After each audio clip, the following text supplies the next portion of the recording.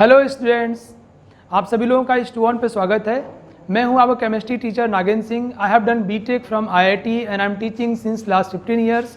अभी तक मैंने 25,000 से ज़्यादा बच्चों को पढ़ाया है और हज़ारों बच्चों को आईआईटी डॉक्टर बनाया है। अगली बारी आपकी है।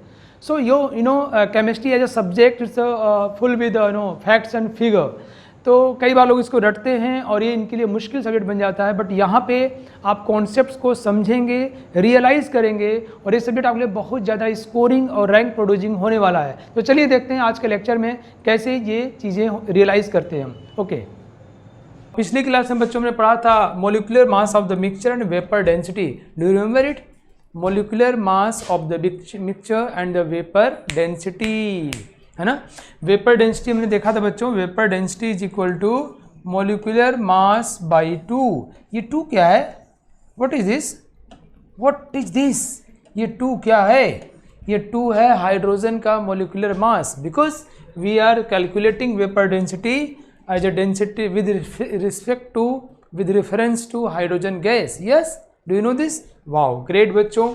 H2 गैस का मोलिकुलर मास है ये। नाउ हम molecular mass of the mixture कैसे निकालते हैं? आप जानते हो ना, एवरेज लेकर के। We are just taking the average, है ना, फॉर 1 मोल।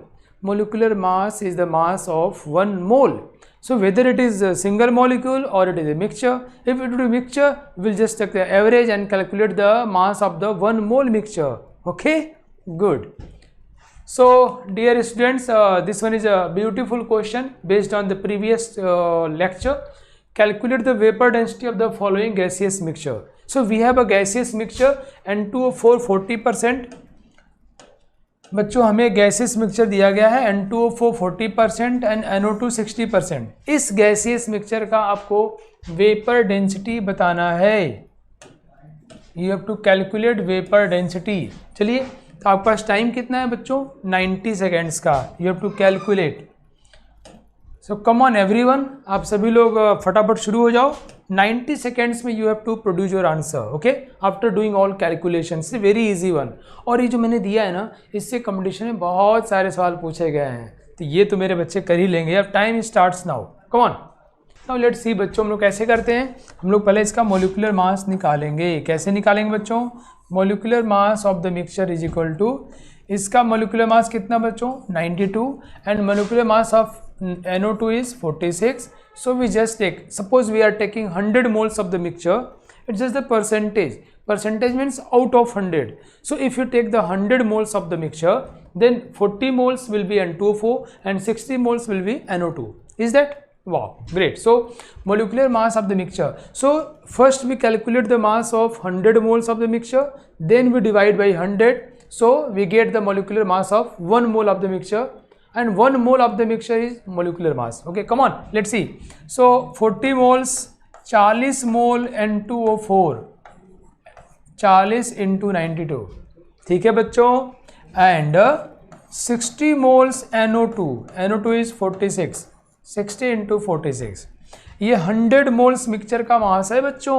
अच्छा, तो 100 मोल्स का मास इतना है, तो 1 मोल का मास कितना होगा? Just divide by 100। ये क्या हो गया?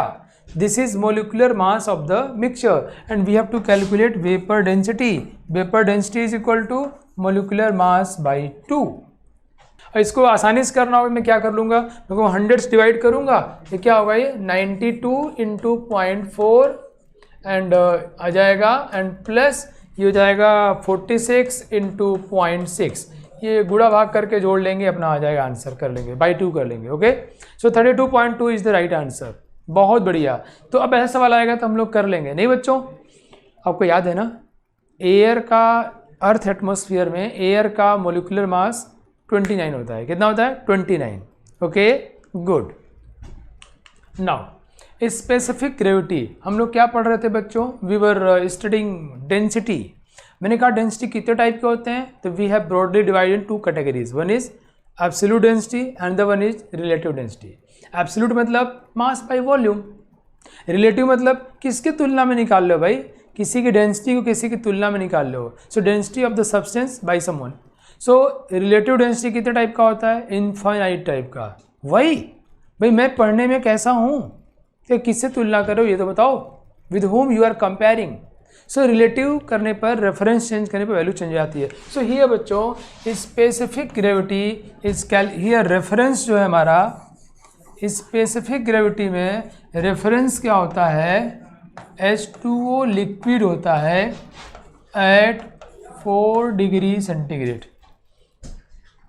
पानी लिक्विड एट 4 डिग्री सेंटीग्रेड। आपको मालूम है कि पानी का 4 डिग्री सेंटीग्रेड पर डेंसिटी कितना होता है, 1 ग्राम पर ml। 1 ग्राम पर ml it is the density of water. ये रेफरेंस है। अच्छा, तो हम जिसका भी डेंसिटी निकालें, सपोज हम जिसका किसी का हम लोग बच्चों हम स्पेसिफिक ग्रेविटी निकालने जा रहे हैं। ओके, स्पेसिफिक ग्रेविटी किसके रेफरेंस में निकालते हैं? सबको याद हो गया बच्चों? याद हो गया कि नहीं हुआ? बोलते रहो फटाफट। वाटर के रिस्पेक्ट में, और वाटर का डेंसिटी कितना, 1 ग्राम पर ml। Wow, too easy, cool. Now अगर हम किसी का बच्चों स्पेसिफिक ग्रेविटी कैलकुलेट करते हैं, suppose we are calculating specific gravity of anything else, तो density of substance in gram पर ml, कीप इन माइंड किसमें है, ग्राम पर ml by density of reference. और रेफरेंस कौन है बच्चों? हमारा वाटर है। कब? 4 डिग्री सेंटीग्रेड पे। तो बाई डेंसिटी ऑफ रेफरेंस, और दोनों ग्राम पर ml में है, तो ग्राम पर ml कट जाएगा। तो बच्चों मज़ेदार चीज़ आ गया, स्पेसिफिक ग्रेविटी की वैल्यू डेंसिटी ऑफ सब्सटेंस के मैग्नीट्यूड के बराबर होगा, और इसका कोई यूनिट नहीं होगा। स्पेसिफिक ग्रेविटी की वैल्यू डेंसिटी ऑफ सब्सटेंस के मैग्नीट्यूड के बराबर होगा, कीप इन माइंड। और एक बात और, ये डेंसिटी किस में होना चाहिए, ग्राम पर ml में। आपको याद है ना कि ग्राम पर ml और किलोग्राम पर लीटर की वैल्यू सेम होती है। पानी 1 ग्राम पर ml होता है और 1 किलोग्राम पर लीटर भी होता है। यस, ये हमने डिस्कस किया था आपसे। तो बच्चों स्पेसिफिक ग्रेविटी और डेंसिटी में फिर अंतर क्या है? अंतर ये है कि यूनिट लेस और इसका यूनिट है। अंतर ये है कि ये रिलेटिव क्वांटिटी है और ये एब्सोल्यूट क्वांटिटी है। मैग्नीट्यूड बराबर है क्या? फिर इसको क्यों डिफाइन किया गया? कि साइंटिस्ट बिल्कुल पगला गया है क्या? खाली बैठा है अपना कुछ कर रहा है? नहीं, ऐसा नहीं है। आप जब बड़े होगे तो आपको मालूम चलेगा कि it is many times easier to calculate the values in reference to someone else. So specific gravity will produce the same value in magnitude wise as that of density, but it's a relative, so easy to calculate। तो ये हमारे लिए ज़्यादा useful हुआ क्योंकि इसका calculation आसान होता है। दिमाग में रखो छोटे बच्चों दिमाग में रखो कि स्पेसिफिक ग्रेविटी जितना दिया होगा, मैं कहूँ कि एल्युमिनियम का स्पेसिफिक ग्रेविटी, मैं सपोज आई एम सेइंग कि एल्युमिनियम का स्पेसिफिक ग्रेविटी 13.6 है। कैसे यूनिट क्या है? तुम्हें बड़ी मार मारेंगे। स्पेसिफिक ग्रेविटी का कोई भी यूनिट नहीं होता। तो हम बस ये समझ गए कि इसका मतलब ये हुआ कि एल्युमिनियम की डेंसिटी 13.6 ग्राम पर ml will be. Yes, no, that's a great. So I think आपको शायद बातें समझ में आ गई होंगी। चलिए हम लोग स्पेसिफिक ग्रेविटी फिर क्यों यूज़ करते हैं? Because it is easy to calculate, it is easy to work with specific gravity rather than absolute density. किसी भी चीज़ की एब्सोल्यूट वैल्यू निकालना मुश्किल होता है बच्चों। कहो सर मेरा मास 50 किलो है, ये हम लोग बड़े आसानी से कैलकुलेट कर लेते हैं, ये तो एब्सोल्यूट है। नहीं, वो भी एब्सोल्यूट नहीं है, वो किलोग्राम के बटखरे के रिलेटिव में है। सो एवरी टाइम, और you can say most of time we are going with the reference, relative quantity हम करते रहते हैं। ओके, सो जैसे आप ज़्यादा पढ़ोगे आप समझ जाओगे। चलिए ये क्वेश्चन है, a nugget. Do you know nugget means क्या होता है? It's a nugget. Nugget means you know nature में बहुत सारे चीज़ें मिलके सॉलिड जो है एक यू नो लंप बन जाता है। लंप मीना गोला बन जाता है पत्थर का। पत्थर मतलब आई मीन सॉलिड गोला बन जाता है। बहुत ऐसी मिक्सअप होती हैं, स्पेशली प्रीसियस स्टोन और स्पेशली अलॉन्ग विथ गोल्ड। तो गोल्ड के साथ कोई चीज़ मिक्सअप होकर एक प्रकृति में नेचर वाइज ही कुछ बन जाए, that is called nugget. It's pronounce as nugget. So a nugget, तो आप समझो मिक्सचर है गोल्ड एंड क्वार्ट्ज का। मैं छोटी छोटी चीज़ें आपको इसलिए बताता रहता हूँ कि जब आप IIT की परीक्षा दोगे, जब आप JEE मेन और नीट की परीक्षा दोगे, So you must be confident over these terms, these chemical terms, chemical formulas, आपको पता होना चाहिए. ये क्वार्ट्ज बच्चों ना, it's basically silica, SiO2, it's silica. और सिलिका बहुत सारे रूपों में नेचर में होता है और इसको हम सिलिकेट्स बोलते हैं. बातें पढ़ेंगे हम लोग. सिलिकॉन और ऑक्सीजन को मिला दिया जाए, if we calculate the mass of silica and oxygen present in earth crust, so it will be around 75%. मतलब धरती पर पृथ्वी पर 75% सिलिकॉन और ऑक्सीजन है. That's a great. By the way, तो बच्चों गोल्ड और क्वार्ट्ज का जो एक नगेट है मिला हुआ है, मिलके बना है, वेट्स 100 ग्राम, वो 100 ग्राम का है. Specific gravity of gold, quartz and the nugget, nugget is the mixture of this two combined to form nugget, is specific gravity of. छोटी छोटी बातों को सीखना है, हम लोग ये क्लास सिखाने के लिए कर रहे हैं. ओके बच्चों, बहुत ध्यान से सीखना आपको. So the specific gravity of gold, quartz and nugget are 19.3, 2.6 and 6.4 respectively. Calculate the weight of gold in the nugget. So nugget is what? Basically it is made up of gold and quartz. इन दोनों से मिलके बना है.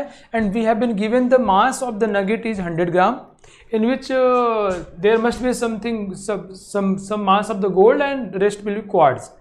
Their specific gravity is given to us. So we have to calculate the mass of gold present in the 100 gram of nugget.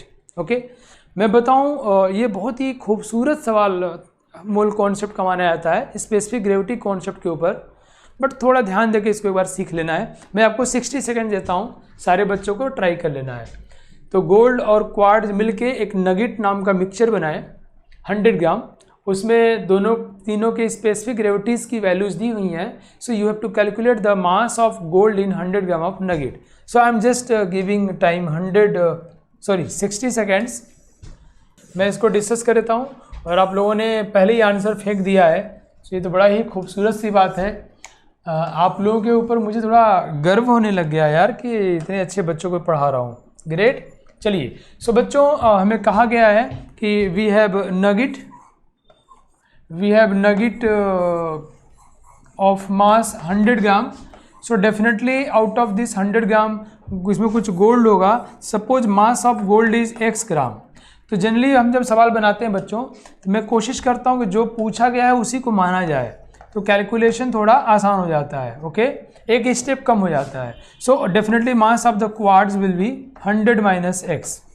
Okay बच्चों, इसमें concept लगाया गया कि बहुत ध्यान समझना, बहुत ही ध्यान समझना, मज़ा आ जाएगा.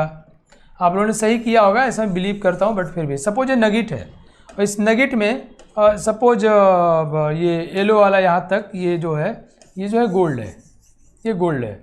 और क्वार्ट्ज जो है, सपोज मैं इसको थोड़ा इस कलर दिखाता हूँ, ये क्वार्ट्ज है. ठीक है, तो इसका मास प्लस इसका mass will be 100 gram. At the same time इसका वॉल्यूम प्लस इसका वॉल्यूम टोटल वॉल्यूम हो जाएगा. ओके, नाउ बच्चों मैंने क्या बोला, volume of nugget will be equal to volume of nugget will be equal to. आपने सही किया होगा, अगर गलत भी किया होगा तो अफसोस नहीं करना है, सीखना है. तो volume of total nugget is equal to volume of gold and plus volume of quartz. Okay, अब मास का मैंने ये क्यों नहीं लिखा, बिकॉज मास का हम ऑलरेडी यूज कर चुके हैं. Mass of nugget is equal to mass of gold plus mass of quartz. And we know बच्चों कि जो स्पेसिफिक ग्रेविटी की वैल्यूज दी हुई हैं, तो उतना ही डेंसिटी होता है ग्राम पर ml में. सो अगर हमको मास पता है तो we know density is equal to mass by volume. So from here we can say volume is equal to mass by density.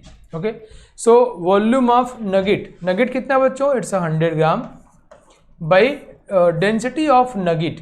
So 6.4, this is equal to volume of gold का mass कितना बच्चों, it's x gram है, by density of gold. देखो specific gravity दिया हुआ है, क्या दिया है, स्पेसिफिक बट मैंने कहा स्पेसिफिक ग्रेविटी को simply magnitude wise we can consider density but in gram per ml. Okay, now so for gold it is 19.3 है, प्लस क्वार्ट्ज की बात करते हैं। क्वार्ट्ज का मास कितना बच्चों? 100 minus x and by specific gravity it's 2.6। Okay, so इनको solve करेंगे, x की वैल्यू आ जाएगी and x is the mass of gold. क्या आप लोगों ने ऐसा ही किया है? यस या ऐसे ही कोई तरीका यूज किया है? समझ में आ गया आप लोगों को बच्चों? मैक्सिमम लोगों ने यस ऐसा ही किया है। गुड, लिटिल चैम्प, मेरे little champ, great, wow dude. तो स्पेसिफिक ग्रेविटी पे एक खूबसूरत सवाल हमने कर लिया। जिन लोगों ने नहीं किया था वो इसको समझ जाएंगे। हमने क्या किया, इसमें दोनों के मास को जोड़ दिया, 100 ग्राम आना चाहिए, और दोनों के वॉल्यूम को जोड़ दिया। वॉल्यूम निकालने के लिए मास बाई डेंसिटी कर लिया। स्पेसिफिक ग्रेविटी दिया हुआ है तो from there we just you. Okay, come on now, percentage composition of the element in a molecule. Heading है पर ये हेडिंग मैंने कहाँ उठाया पता है आपको? NCERT से।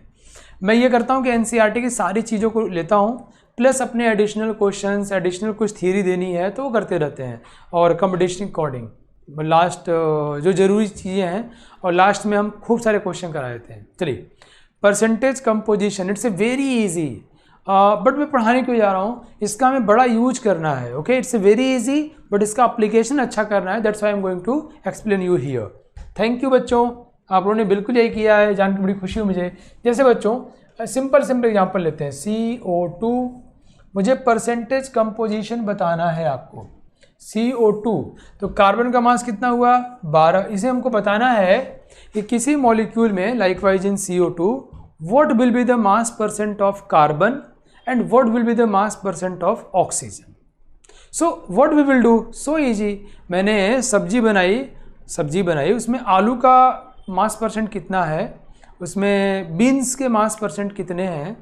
सो हमें मालूम है कि हमने मान लो 200 ग्राम सब्जी बनाई है, तो उसमें बीन्स जो है मान लो सपोज 80 ग्राम है, तो 80/200, 80/200 × 100 कर लेंगे। That's too cool.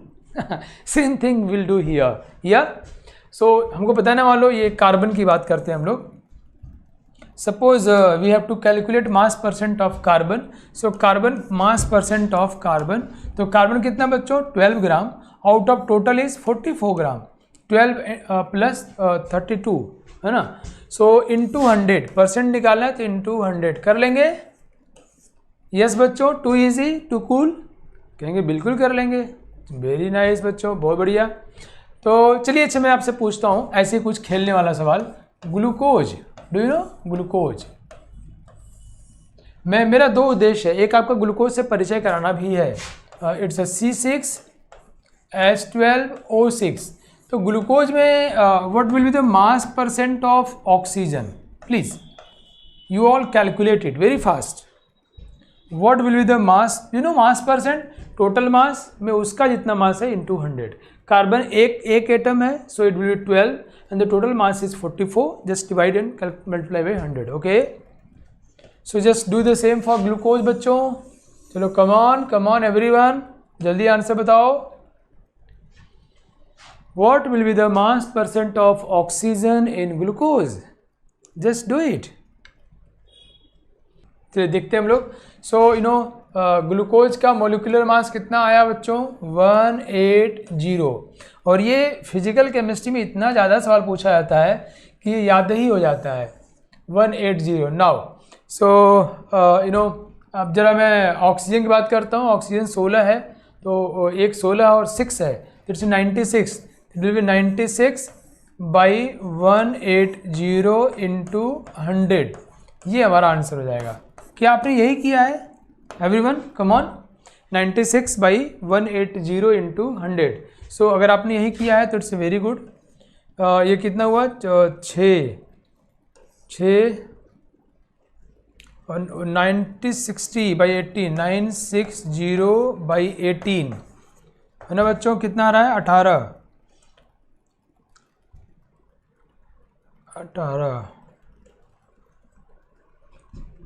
ठीक है ना।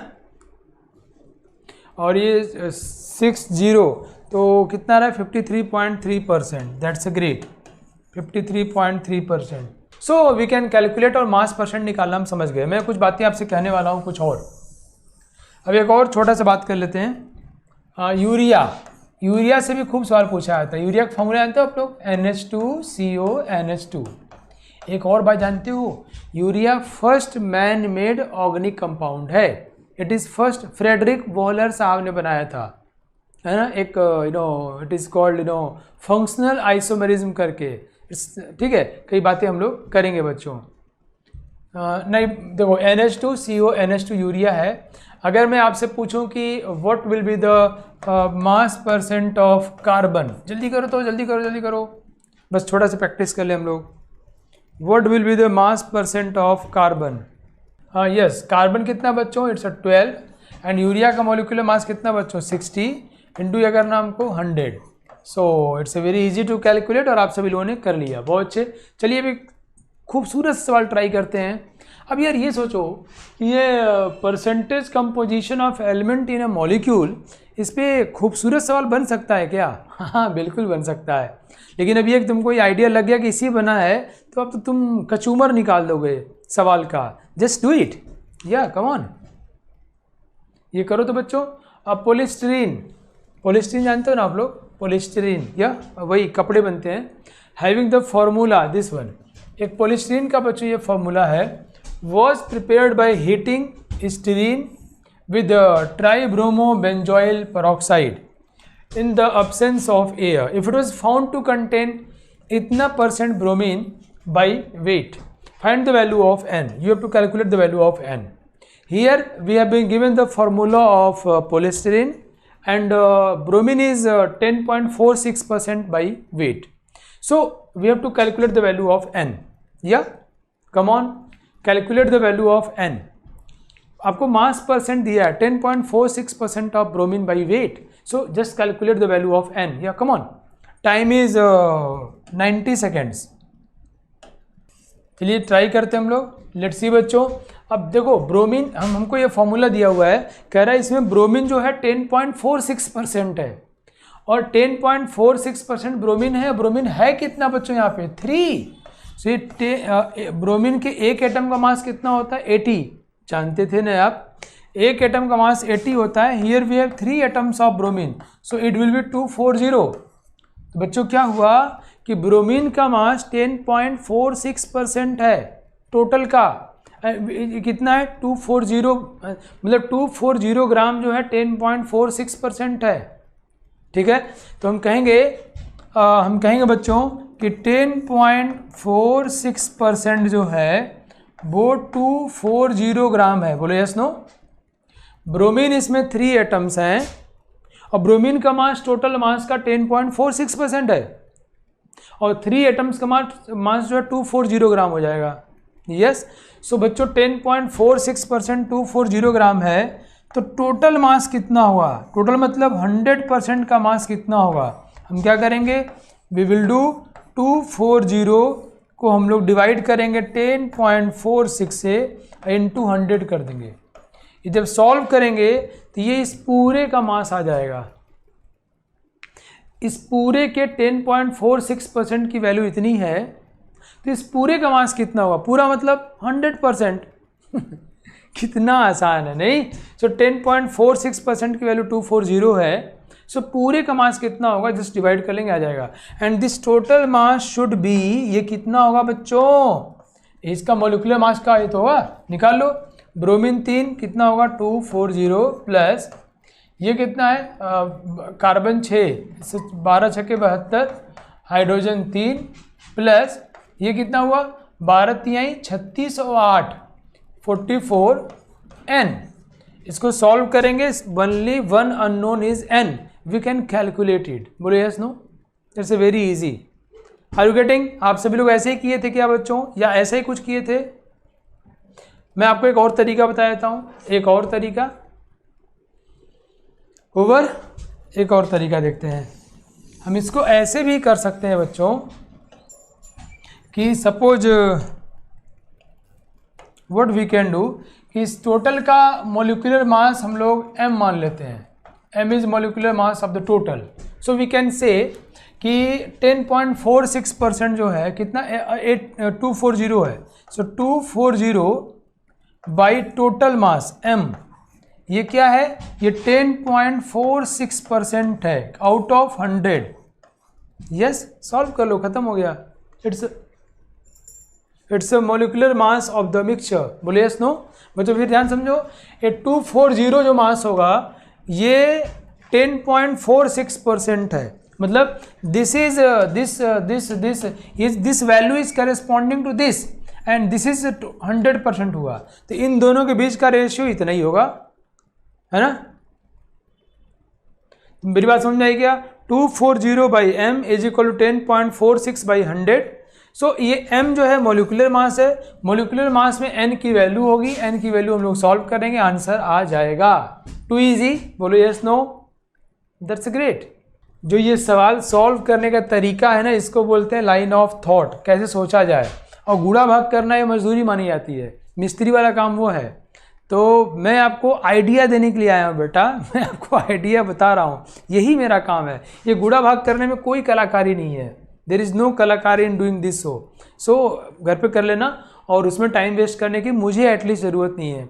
मुझे आपको कैपेबल बनाना है बेटा, ये गुणा भाग करना कौन सा बड़ा काम है। चलिए कम ऑन, वो कर लोगे, इंपॉर्टेंट है बट सो समझ गए, मेरा काम क्या है, आपको कैपेबल बनाना है। आई थिंक आपको दोनों तरीके समझ में आ गए होंगे बच्चों। ओके, बोथ आर मोर और less the similar way. Now empirical formula and molecular मास, लेकिन आप लोगों को कैलकुलेशन बहुत तेज़ करना पड़ेगा।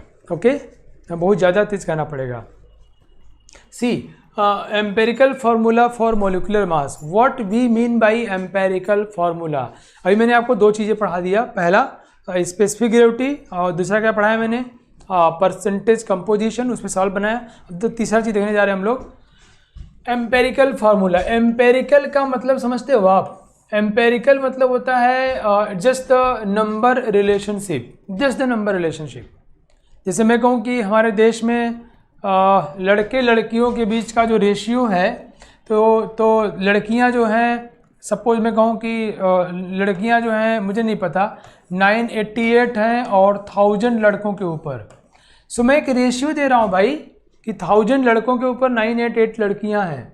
I am not giving actual values. Okay, so empirical relationship मतलब नंबर रिलेशनशिप, इसको हम लोग बोलते हैं बच्चों नंबर। ये लिटरल मतलब है, इसका शाब्दिक अर्थ है। एम्पेरिकल मतलब number, number relationship, number relationship. अब जब यहाँ हम लोग बात करते हैं, एक नया चीज़ और ऐड कर लो इसमें, सिंपलेस्ट नंबर रिलेशनशिप। व्हाट?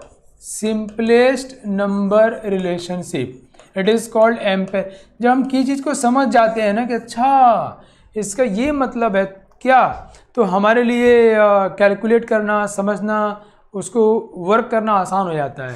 तो एम्पेरिकल फार्मूला मतलब सिंपलेस्ट नंबर रिलेशनशिप, मतलब ये हुआ बच्चों, suppose ratio 8, we are talking about the number relationship. It means कितना हुआ बच्चों, ये 1:2 हुआ। क्या इसको और सिंपल किया जा सकता है? Can it be? नो, नहीं किया सकता। तो बच्चों क्या हुआ, C1H2, इसको हम बोलते हैं empirical formula. It's a empirical formula. किसका? C4H8 का।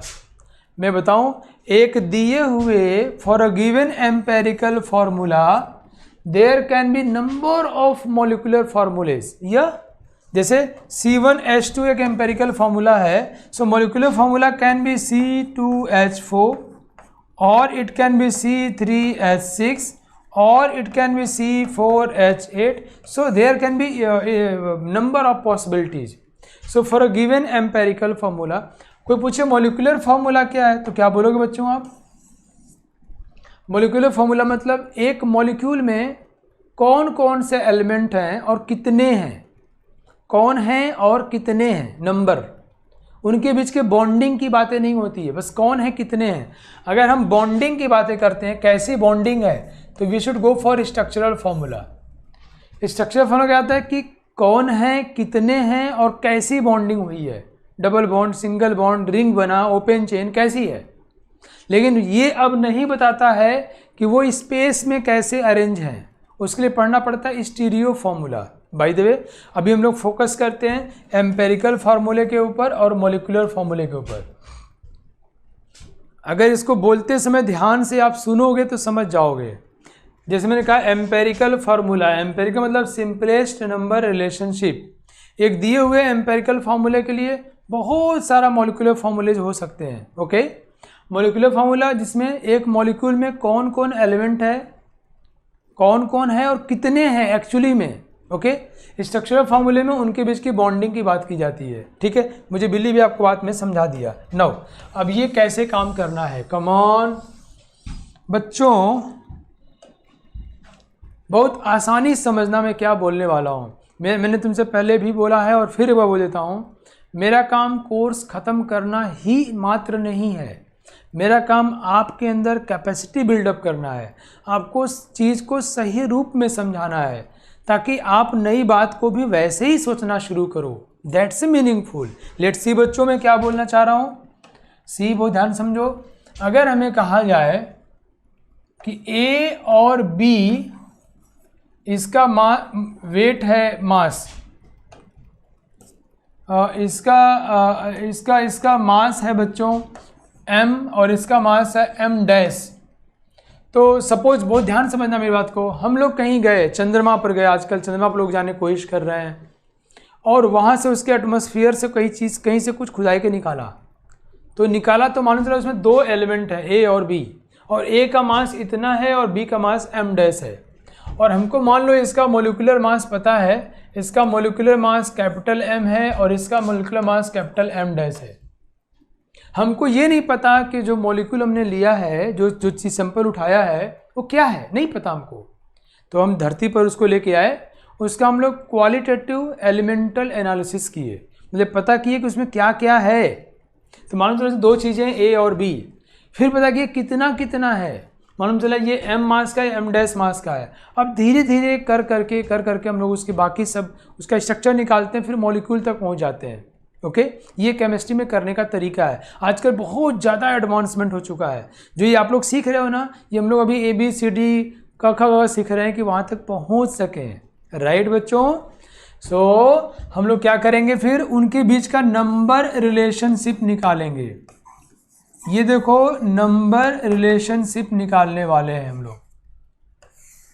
ये है उनके बीच का मास का रिलेशनशिप है। तो अगर उसके हम लोग मास को उसके मॉलिक्यूलर मास से भाग दे देंगे, उसके मास को मॉलिक्यूलर मास से डिवाइड कर देंगे, ये क्या है बच्चों, नंबर आया किसका, ए का। ये क्या है, नंबर आया किसका, बी का।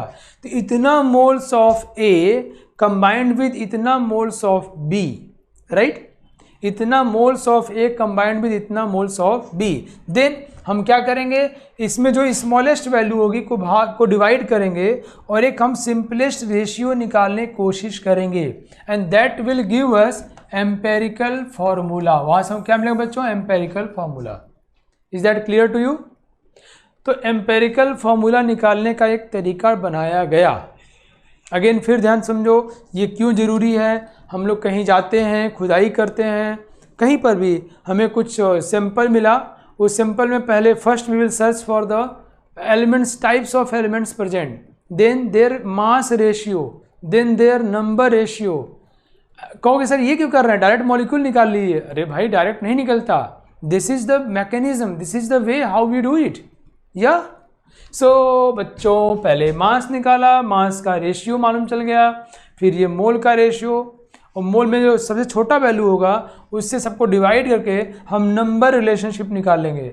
उस नंबर को हम लोग सिंपलेस्ट रेशियो में कन्वर्ट करते हैं, that will give the empirical formula. Okay, समझ गए बात आप लोग। एम्पेरिकल फार्मूला निकाल लोगे, आई बिलीव ये 9th क्लास के सिलेबस में भी है। फिर दोनों में अभी अंतर क्या हुआ, अभी और तब में, तब आपने सॉल्व करना सीखा था, आपको टीचर स्टेप्स सिखाते हैं। यहाँ मैं स्टेप्स नहीं सिखा रहा, यहाँ बता रहा हूँ कि वैसा क्यों कर रहे हैं हम लोग, why we are following that those steps. Yeah because हम जब कैलकुलेट करें पहले हमको मालूम चलेगा उसमें कार्बन और हाइड्रोजन है। अच्छा, तो कितने कितने मास में है, मास निकल गया, तो मास को उनके मोलर मास से डिवाइड करो। सपोज करो हमने कहीं किया, कहीं गए हम लोग, तो मालूम चला उसमें कार्बन और हाइड्रोजन है, मालूम चला कार्बन का मास m है और हाइड्रोजन का मास m डैश है।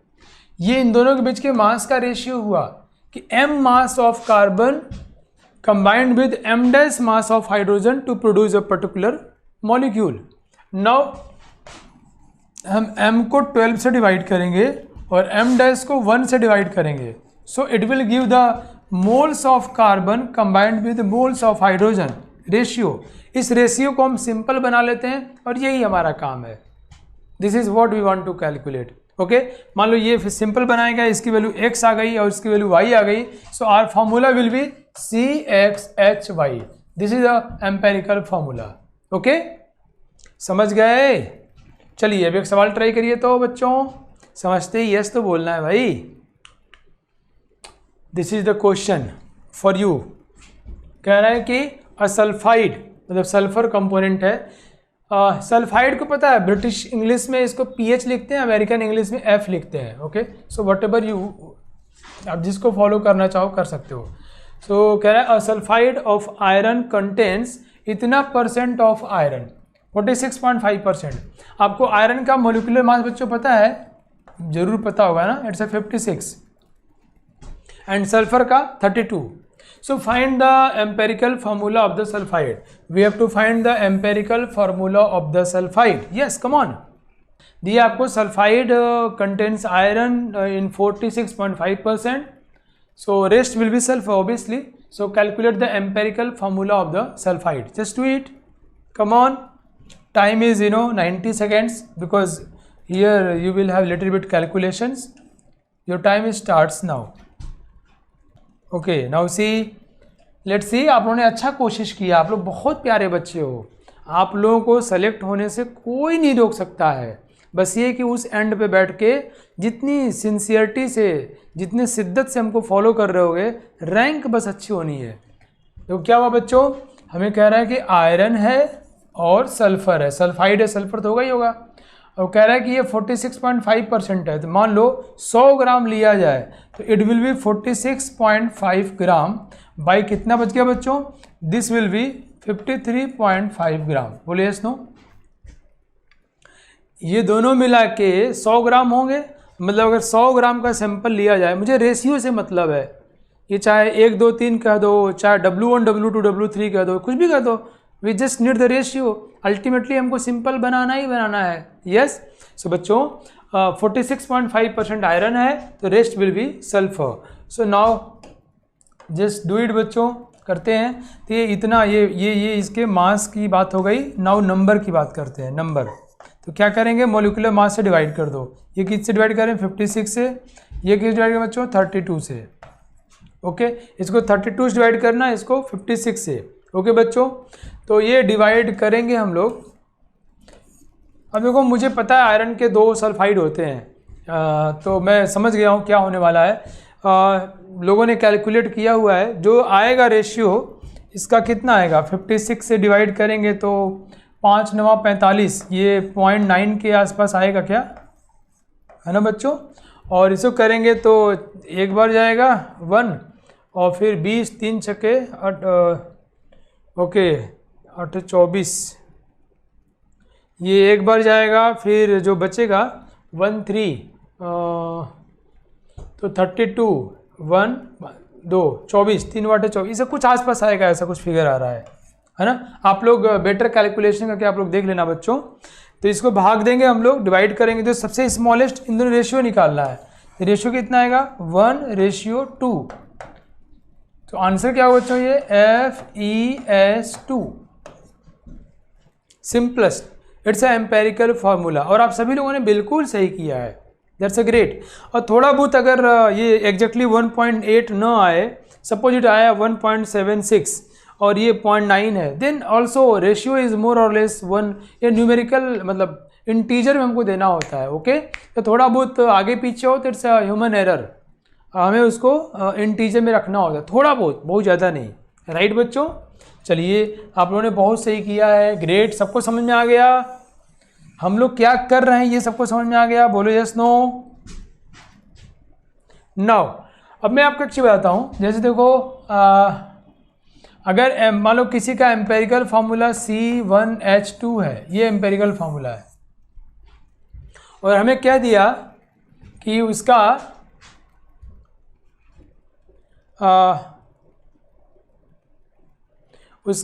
मॉलिक्यूलर मास जो है 56 है, उसका मॉलिक्यूलर मास 56 है।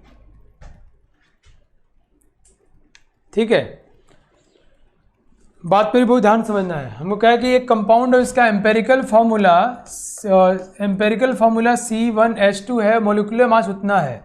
तो हमको मॉलिक्यूलर फार्मूला निकालना है। We have to calculate molecular formula of the molecule. Molecular formula मतलब एक्चुअली में उस मॉलिक्यूल में कितने कितने एलिमेंट्स हैं जो यहाँ पे मेंशन है। तो हम लोग पहले निकालते हैं बच्चों, एम्पेरिकल मास निकालते हैं। क्या? एम्पेरिकल मास। इसका मास निकालेंगे, कितना है ये? 12 + 2 कितना है? 14। ओके, तो मतलब ये सिंपलेस्ट का है, ये टोटल का है। उस टोटल में सिंपलेस्ट से डिवाइड करेंगे तो ये मालूम चलेगा कि ऐसे कितने यूनिट उसके अंदर हैं। मैं जैसे बोल रहा हूँ वैसे सोच के देखो, आपको एक पर्टिकुलर चेन का मालूम चल गया, एक पर्टिकुलर उसका जो ग्रिड है उसका मालूम चल गया, वो उसमें कितने ग्रिड हैं, देखो कितने लंबाई कितने गुना है, तो यू कैन डू दैट। मतलब ये हुआ कि एम्पेरिकल फार्मूला इसका हमको मालूम चल गया, मॉलिक्यूलर मास मालूम है, एम्पेरिकल मास निकालो, मॉलिक्यूलर मास में एम्पेरिकल मास से डिवाइड करो, जितनी वैल्यू आएगी उतने बार वो एम्पेरिकल फार्मूला उसमें रिवाइज हुआ है, रेप्लिकेट हुआ है। यस, मतलब इट्स 56 है बच्चों, को हम 14 से डिवाइड करेंगे, कितना आया? 4। तो इसका मॉलिक्यूलर फार्मूला क्या होगा? C1H2 4 बार रिपीट हुआ है, 4 टाइम्स। क्या हुआ ये? C4H8। समझ आया आप लोगों को? मैं जो आइडिया दे रहा हूँ वो समझ रहे हो? मैं ज़्यादा फोकस कर रहा हूँ आइडिया के ऊपर कि आइडिया क्लियर हो। तो कई बार क्वेश्चन में बच्चों हमको एम्पेरिकल फार्मूला निकालने को दिया होता है और मॉलिक्यूलर मास दिया होता है या वेपर डेंसिटी दिया होता है। सो अगर एम्पेरिकल फार्मूला निकल गया, so from there will calculate empirical mass, and by using empirical mass and molecular mass we will calculate empirical formula. Okay, इनको डिवाइड करेंगे, जो नंबर आएगा वो बताया कि वो एम्पेरिकल फार्मूला कितनी बार रिपीट हुआ है। ठीक है बच्चों, ग्रेट। एक क्वेश्चन ट्राई कर लेते हैं हम लोग, छोटा सा। Find the empirical formula of a substance whose composition includes hydrogen, carbon, oxygen and nitrogen in the mass ratio 1347। चलिए ट्राई करिए बच्चों। Time is obviously 90 seconds. Time starts. Come on everyone, come on, let's see बच्चों कैसे करेंगे हम लोग। बस very easy. क्या क्या है इसमें? हाइड्रोजन है, कार्बन है, ऑक्सीजन है। हम लोग सेम काम करेंगे, बट अब हम लोग समझ के करेंगे हम लोग कर क्या रहे हैं। हमको सिंपल मास रेशियो चाहिए। करें अगर 1 ग्राम कार्बन होगा, सॉरी हाइड्रोजन होगा, तो 3 grams will be carbon, 4 grams will be oxygen and 7 grams will be nitrogen. Yes, ये मास का रेशियो हुआ। Now we need the number relationship, so just divide कर देते हैं हम लोग इनको इनके एटॉमिक मास से, 1/1, 3/12, नंबर रिलेशनशिप आ गया 4/16 एंड 7/14। ये कितना आया बच्चों? ये तो 1 हो गया, साफ साफ दिख रहा है। ये 1/4 दिख रहा है, it's very easy to calculate. Now ये 1/4 ये भी हो गया, है ना बच्चों? बहुत आसान हो गया। और ये 1/2 हो गया। फिर हम लोग इसको सिंपल रिलेशनशिप में कन्वर्ट करते हैं। तो ये सिंपल तो है नहीं, तो रेशियो को हम लोग किसी से मल्टीप्लाई कर लें या डिवाइड कर लें, कोई फ़र्क नहीं पड़ता। तो हम इस पूरे को 4 से मल्टीप्लाई करते हैं ताकि ये सिंपल में कन्वर्ट हो जाए। तो 4 से तो हो जाएगा हाइड्रोजन 4, ओके, ये कार्बन 1 हो जाएगा, ऑक्सीजन भी 1 हो जाएगा, एंड नाइट्रोजन कितना हो जाएगा बच्चों? 2 हो जाएगा। ये हमारा आंसर हो गया। और आप सभी लोगों ने सही किया है, बहुत अच्छे, बहुत बढ़िया, ग्रेट। समझ गए? मुझे मज़ा आ गया। मैं आपको और पढ़ाने के लिए लेके आया था बच्चों POAC, principle of atomic conservation. आज समय समाप्त हो गया। आप लोग पढ़ाते पढ़ाते पता नहीं चलता है, लगता है और पढ़ाते जाओ, लेकिन टाइम की अपनी सीमाएं हैं। मिलते हैं नेक्स्ट क्लास में। अपना ध्यान रखिएगा। माता पिता को सुबह उठ के पैर जरूर छूइएगा। क्यों? नाग सर ने बोला है। अरे इसलिए नहीं यार, इसलिए कि वही देवता है भाई, वही भगवान है। उनकी दुआओं से नेगेटिव चीज़ें बाहर चली जाती हैं। ठीक है, आप पॉजिटिविटी से भरे रहेंगे। मिलते हैं नेक्स्ट क्लास में। थैंक यू, टेक केयर, जय हिंद। On is to on, study is always on. Concepts के बेहतर रियलाइजेशन के लिए इज टू ऑन पर बने रहिए।